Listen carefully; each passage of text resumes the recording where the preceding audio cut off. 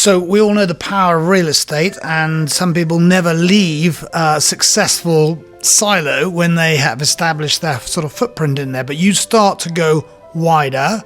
So just talk about what happens next, both in terms of the motivation and the execution. Well, what we started understanding was that, if you have a competitive advantage and you have a great team and you have a vision, that opportunities will come your way. And, it came to a point where we got a bit wide and shallow. And over the last 3 years, we've kind of reeled it back in. And Corp essentially is a holding company, miniature Berkshire Hathaway, obviously much, much smaller and private, not public. And it has a collection of companies in there that we own stakes in. And we do two things. We do real estate and we do venture private equity investing.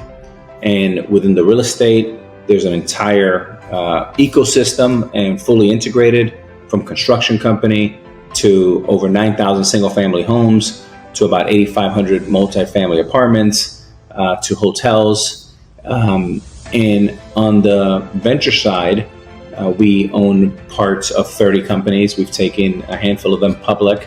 And essentially that's what we do. And I think in moments like we have today, which the capital markets have dried up some, interest rates have gone up, things are very fluid.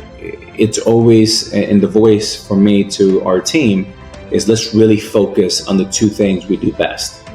That's sports with the Timberwolves, and that's real estate.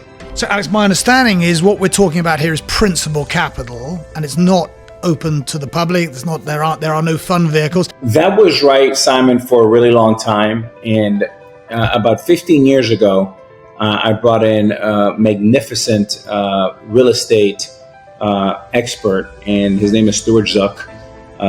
He used to work for one of my mentors, Jerry Reinsdorf, in the late 70s, and then worked for Sam Zell for a very long time, who is an icon titan here in America.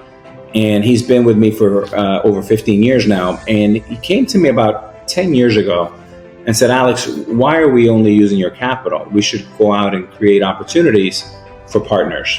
And we started a fund. We're now in Fund 5.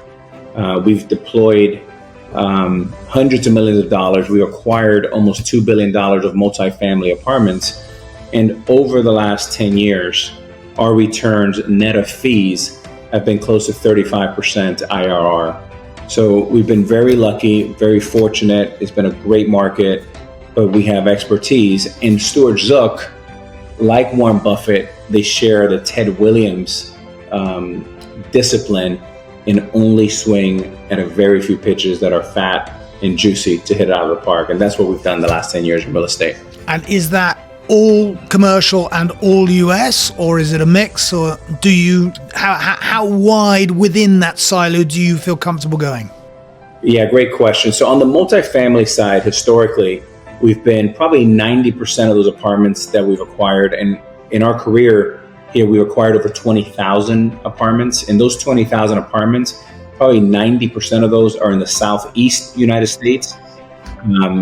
In markets that have great rent growth, markets that are growing with businesses and jobs. South Carolina, North Carolina, Houston are examples, Tampa, all over Florida. And on average, we've acquired units anywhere from $100,000 to $140,000. Average rent could be anywhere from $900 to $1,400 or $1,500. And those rents keep going up, obviously.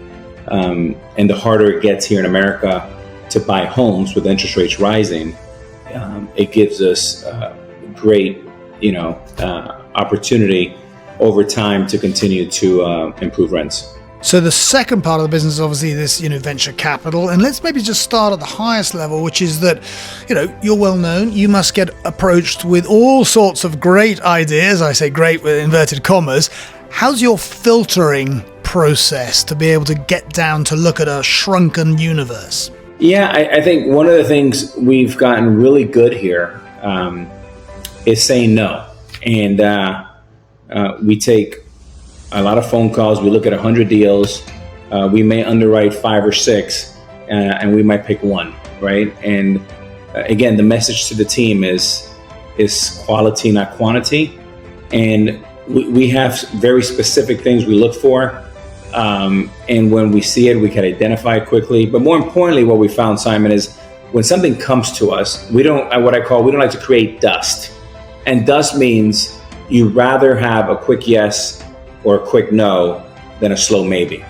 So one of the things we try to do is we're always very gracious about the opportunity, but we always like to get back, usually within 24 hours, and say, this is not what we're looking for, or maybe it's a little bit too early for us, but please stay in touch. Or if there's other opportunities, keep us in mind.